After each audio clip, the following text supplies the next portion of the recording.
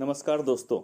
आज का जो टॉपिक है सोलर पार्क होता क्या है और गवर्नमेंट ऑफ इंडिया की सोलर पार्क की स्कीम है, इसके अंतर्गत क्या है उसके बारे में डिस्कस करेंगे। तो इसको डिस्कस करने से पहले थोड़ा सा मैं एक बैकग्राउंड बता देता हूँ कि जो सोलर पार्क का कॉन्सेप्ट होता क्या है। ये जो सोलर पार्क है बेसिकली सोलर पार्क जो है इंडस्ट्रियल पार्क की तर्ज पर डेवलप किया जा रहा है ये। और इंडस्ट्रियल पार्क में हम देखते हैं कि जो गवर्नमेंट ऑफ इंडिया है या स्टेट गवर्नमेंट है जो इंडस्ट्रियल पार्क डेवलप करती है, तो उसमें एक प्रॉपर जो है लैंड एक आइडेंटिफाई कर लेती है, उसमें प्लॉटिंग की जाती है इंडस्ट्री लगाने के लिए। उसके बाद उस इंडस्ट्रियल एरिया को प्रॉपर एक रोड से कनेक्ट किया जाता है, जो वाटर की रिक्वायरमेंट होती है वो फुलफिल की जाती है, जो इलेक्ट्रिसिटी की रिक्वायरमेंट होती है वो फुलफिल की जाती है, जो स्टेचुटरी क्लियरेंसेस लेने पड़ते हैं वो गवर्नमेंट पहले से ही ले लेती है। सो दैट कि कोई भी इंडस्ट्री अगर लगाना चाहे वहाँ पर तो प्लग एंड प्ले मॉडल में जाकर सीधे सीधे इंडस्ट्री अपनी लगा सकते हैं। उस इंडिविजुअल इंडस्ट्री को सेटअप करने के लिए जो रिक्वायरमेंट होती है वो इंडस्ट्री के लिए वो जो इंडस्ट्रियल जो सेटअप किया था वो लेना पड़ता है। लेकिन और सब अदर एक्सेसरीज जो है वहाँ पर प्रोजेक्ट लगाने के लिए उसमें इतनी ज़्यादा इन सब चीज़ों के लिए नहीं करना पड़ता, उसको गवर्नमेंट पहले से फैसिलिटेट करती है। इसी पैटर्न पे सोलर पार्क का एक कॉन्सेप्ट लाया गया था।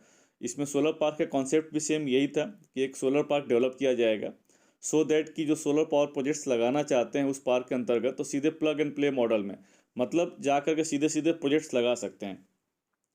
इसका मतलब क्या है?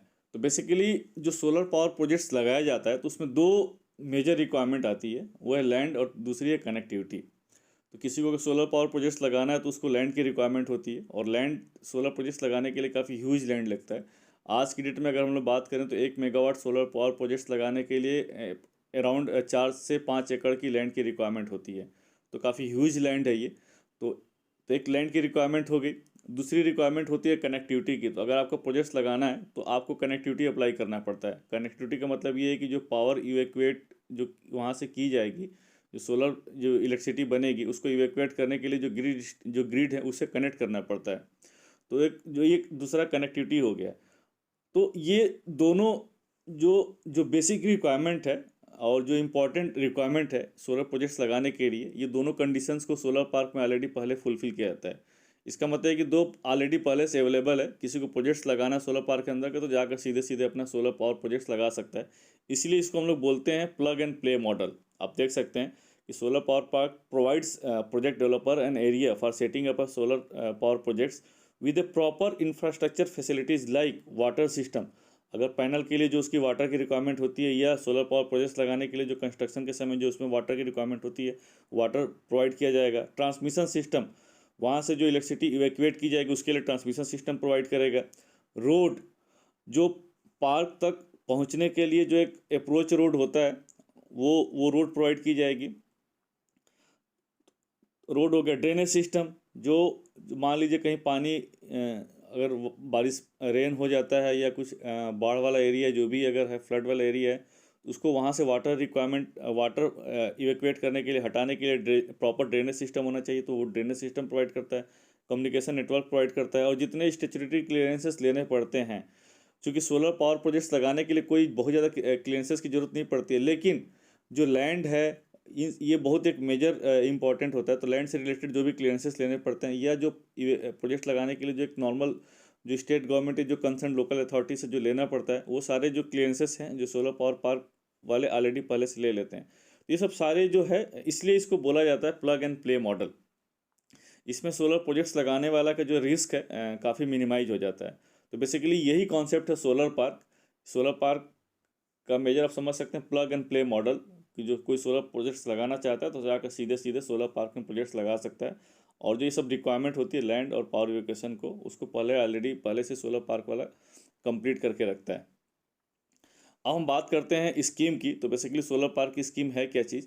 तो गवर्नमेंट ऑफ इंडिया ने सोलर पार्क को इम्प्लीमेंट करने के लिए एक स्कीम लॉन्च की गई थी जिसका नाम था सोलर पार्क स्कीम। इसके अंतर्गत जो कैपेसिटी रखी गई है, टोटल 40,000 मेगावाट की कैपेसिटी रखी गई है।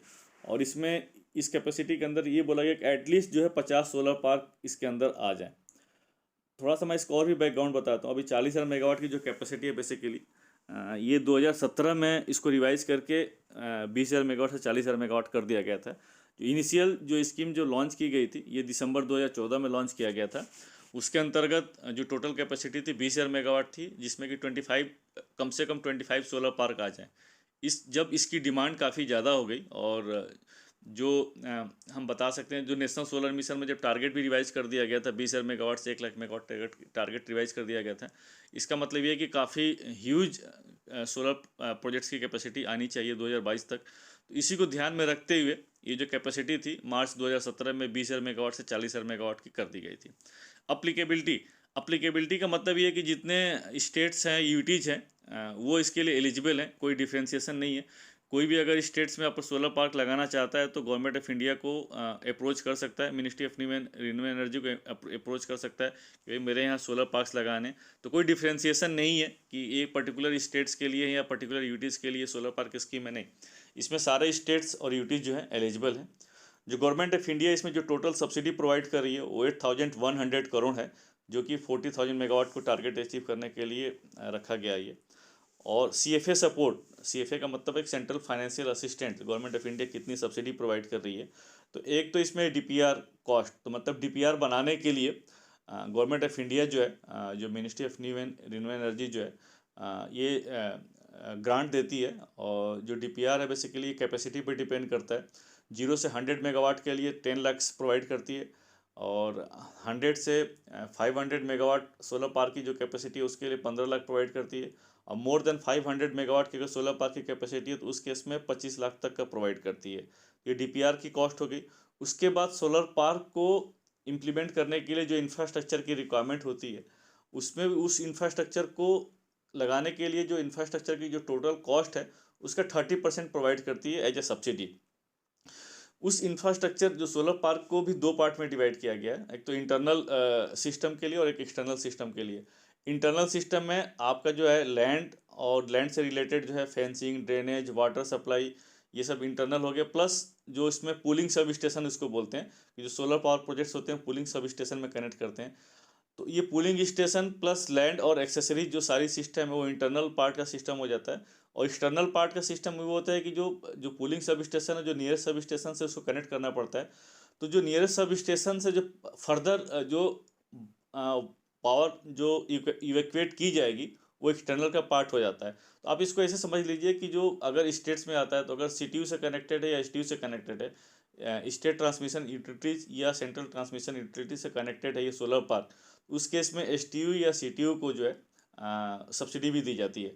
तो इस सब्सिडी को बेसिकली जो 20 इसमें basically 30% of the project cost या 20 लाख पर मेगावाट रखा गया है। तो जो 20 लाख की सब्सिडी है बेसिकली दो पार्ट में डिवाइड हो गया। इंटरनल पार्ट जिसमें कि लैंड और जो पूलिंग सब स्टेशन है जिसमें सोलर पावर पार्क जो डेवलप करता है उसको 12 लाख पर मेगावाट के हिसाब से दिया जाता है या 30% ऑफ द प्रोजेक्ट कॉस्ट। और जो एक्सटर्नल इवैक्यूएशन सिस्टम है जिसमें कि सेंट्रल ट्रांसमिशन यूटिलिटीज अगर है या स्टेट ट्रांसमिशन यूटिलिटीज है, ये इसको स्ट्रेंथनिंग अपने सिस्टम को करता है या कोई नया सब स्टेशन लगाता है इसको पावर इवैक्यूएट करने के लिए, तो उसको 8 लाख पर मेगावाट या 30% ऑफ द प्रोजेक्ट कॉस्ट वो प्रोवाइड किया जाता है। प्रेजेंट टाइमलाइन अगर अभी आज की डेट में बात करें तो इसमें मार्च 2024 तक जो है टोटल पार्क कंप्लीट करने। देखिए टाइमलाइन कई तरीके से अगर आप देखेंगे गवर्नमेंट ऑफ इंडिया की जितनी सारी स्कीम्स हैं, सोलर की स्कीम्स हैं और भी अदर स्कीम्स अगर आप एनालाइज करेंगे तो उसमें टाइमलाइन किस तरीके से डिफाइन किया जाता है उसको समझना बहुत ज़रूरी है। किसी स्कीम्स में टाइमलाइन का मतलब ये होता है कि उस पर्टिकुलर टाइमलाइंस तक प्रोजेक्ट सारे अवार्ड कर दिए जाएंगे, उसके बाद कंप्लीशन का एक अलग ड्यूरेशन होता है। लेकिन यहाँ पर थोड़ा सा डिफरेंस है। यहाँ पर जो टाइमलाइन की बात की गई है इस टाइमलाइन का मतलब ये है कि मार्च 2024 तक जितने सोलर पार्क सैंक्शन किए गए हैं या किए जाएंगे वो सारे कंप्लीट हो जाने चाहिए। Completion schedule of park, completion schedule का पार्क ये है, इसका मतलब ये है कि जो पार्क सैंक्शन किए जाएंगे जो जीरो डेट स्टार्ट होगी वहाँ से 24 महीने के अंदर 24 मंथ्स के अंदर सोलर पार्क को कंप्लीट करना है। Implementing agency of the scheme, इसका मतलब ये है कि जो स्कीम की जो इम्प्लीमेंटिंग एजेंसी है इसका गवर्नमेंट ऑफ इंडिया जो है इस स्कीम को प्रॉपर मॉनिटरिंग के लिए और फंड डिसबर्समेंट के लिए एक एजेंसी डिप्यूट करती है। और इस स्कीम में जो एजेंसी है वो solar energy corporation of India और IREDA है, Indian renewable energy development agency. तो दो एजेंसी का मतलब क्या है, दो एजेंसी का मतलब ये है इसमें मेजर जो इम्प्लीमेंटिंग एजेंसी है वो सेकी ही है और कुछ पार्कों के लिए IREDA है। तो IREDA को उस पार्क के लिए रखा गया है कि जिसमें कि solar energy corporation of India खुद पार्क डेवलप कर रहा है। तो सो दैट कि कॉन्फ्लिक्ट ऑफ इंटरेस्ट ना हो, इसलिए उस पर्टिकुलर पार्क्स में जिसमें solar energy corporation of India develop कर रहा है उसके लिए इम्प्लीमेंटिंग एजेंसी इरेडा है। सोलर पावर पार्क डेवलपर जो पार्क को डेवलप करता है उसको यहाँ पर सोलर पावर पार्क डेवलपर बोला गया है, SPPD। The park developer are designated as solar power park developer. Solar parks are being developed in the 8 mode. तो इसमें बेसिकली 8 मोड का प्रोविजन रखा गया है। मोड वन बेसिकली है क्या चीज़, मोड वन में जिसमें स्टेट गवर्नमेंट अपनी किसी एजेंसीज को डिप्यूट करता है सोलर पार्क डेवलप करने के लिए, that is the mode one. Mode two state government सेकी को इम्प्लीमेंट करता है, डेजिग्नेट करता है कि आप बिहाफ ऑफ स्टेट गवर्नमेंट आप हमारे यहाँ पार्क डेवलप करिए, तो मोड 2 हो गया। मोड 3 जिसमें सेकी और स्टेट गवर्नमेंट के बीच में, स्टेट गवर्नमेंट की जो एजेंसी है उसके बीच में एक जॉइंट वेंचर बनता है, 50-50 जॉइंट वेंचर कंपनी बनती है, वो जिसको कि जॉइंट वेंचर कंपनी या एक अलग से कंपनी बनाई जाती है, that is the mode 3। Mode 4 private developers के लिए, अगर कोई प्राइवेट डेवलपर कोई पार्क अगर डेवलप करना चाहता है तो मोड 4 में कर सकता है। मोड 5 में जो सेंट्रल पब्लिक सेक्टर अंडरटेकिंग है जैसे कि NTPC, सेकी, NHPC, ये सब जो सेंट्रल पब्लिक सेक्टर अंडरटेकिंग है वो मोड 5 में डेवलप कर सकते हैं। मोड 6 जो है प्राइवेट डेवलपर्स के लिए, लेकिन इसमें government of India subsidy provide नहीं करती है। मोड 7 में सेकी जो है वो इसमें सोलर पावर पार्क डेवलपर है, लेकिन इसमें सेकी डेवलप नहीं करेगा। मोड 7 थोड़ा सा एक यूनिक इसमें है, इसमें पावर टोटल जो सब्सिडी गवर्नमेंट ऑफ इंडिया की जो सब्सिडी है टोटल पावर इवैक्यूएशन के लिए, जैसे कि CTU या STU के पूरा इसमें सब्सिडी चली जाती है। फिर उसके बाद मोड 8, तो मोड 8 में जो टोटल सब्सिडी जो है, जो इंटरनल ट्रांसमिशन इंफ्रास्ट्रक्चर या इंटरनल जो पार्क डेवलपमेंट करने के लिए जो अमाउंट लगता है उसमें टोटल उनको चला जाता है, और इसमें एक्सटर्नल ट्रांसमिशन के लिए या CTU STU जो डेवलप करता है उसके लिए इसमें उसको सब्सिडी नहीं दी जाती है। तो टोटल ये 8 मोड हो गए। तो अब इसमें बेसिकली ये SPPD जो सोलर पावर पार्क डेवलपर का रोल क्या है, वो क्या उसके पास एक्टिविटी, वो क्या करेगा, उसमें बताया गया है। तो जो सोलर पावर पार्क डेवलपर है, जो सोलर पार्क डेवलप करेगा वो लैंड एक्वायर करेगा, उसके बाद उसको लेवलिंग, क्लीनिंग जो भी रिक्वायरमेंट होती है वो उसको कंप्लीट करेगा। फिर अप्रोच रोड वो डेवलप करेगा और एक्सेस रोड डेवलप करेगा। अप्रोच रोड का मतलब ये है कि सोलर पार्क तक जो नियरेस्ट जो हाईवे है या जो नियरेस्ट कनेक्टिंग रोड है उससे कनेक्ट करेगा, उसको अप्रोच रोड बोलते हैं। प्लस सोलर पार्क के अंदर जो प्लॉटिंग की जाती है, तो हर प्लॉट को अप्रोच करने के लिए जो रोड बनाई जाती है उसको एक्सेस रोड बोलते हैं। फ्लड अगर डिस्चार्ज हो रहा है वहाँ पर, तो वहाँ पर अगर फ्लडिंग का प्रॉब्लम है या कुछ इस तरह की चीज़ें हैं, वाटर की प्रॉब्लम है, तो वहाँ पर प्रॉपर जो है फ्लड डिस्चार्ज सिस्टम बनाएगा, इंटरनल ड्रेनेज सिस्टम बनाएगा। ये जो सबसे इंपॉर्टेंट है, apply for connectivity and long term access. मैंने स्टार्टिंग में ही बोला था कि सोलर पार्क का मतलब ये है कि plug and play model, solar developer को सीधे सीधे वहाँ पर जाकर प्रोजेक्ट लगा सके। तो जो मेजर जो 2 काम होता है, लैंड होता है, दूसरा कनेक्टिविटी। इसमें जो है सोलर पावर पार्क डेवलपर जो है on behalf of solar project developer connectivity और लॉन्ग टर्म एक्सेस के लिए CTU या STU जो भी कंसर्न एजेंसी है उसके पास अप्लाई करता है। Creating the internal transmission network, जिसको यहाँ पर पुलिंग सब स्टेशन बोलते हैं, वो इंटरनल सोलर पार्क जो पार्क के अंदर पुलिंग सब स्टेशन बनाता है।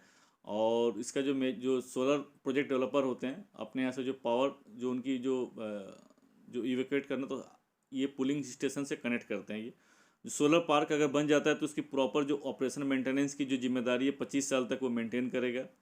और अगर वाटर की रिक्वायरमेंट होती है एट ए टाइम कंस्ट्रक्शन के टाइम, अगर प्रोजेक्ट डेवलपर को ज़रूरत पड़ती है तो वो फुलफ़िल करेगा, या अगर कंप्लीट हो जाता है तो पैनल्स क्लीनिंग की भी रिक्वायरमेंट होती है, तो उसके लिए जो भी एक बेसिक जो वाटर की रिक्वायरमेंट होती है तो ये कंडीशंस फुलफ़िल करेगा। ये जो है 7-8 मेजर एक्टिविटीज़ है, रोल है, जो कि सोलर पावर पार्क डेवलपर की रिस्पॉन्सिबिलिटी होती है सोलर पार्क डेवलप करने के लिए। होप दोस्तों ये जो मेरा सोलर पार्क और सोलर पार्क की स्कीम के ऊपर जो वीडियो है आपको सही लगा होगा। और आपको सही लगा होगा तो आप मेरे चैनल को लाइक करिए, सब्सक्राइब करिए। फिर आपसे मिलते हैं एक नेक्स्ट वीडियो में नए स्कीम के साथ। तब तक के लिए थैंक यू। जय हिंद।